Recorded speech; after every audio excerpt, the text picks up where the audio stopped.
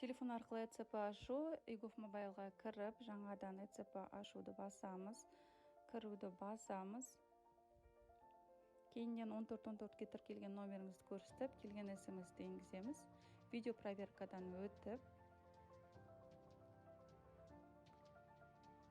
құжаттарымызға келісім береміз.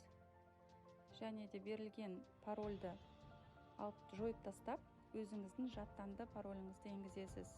Ұмытып қалмас үшін. Кейіннен телефон арқылы оңай кіру үшін 4 таңбалы пин-код қоясыз, 2 рет қайталап.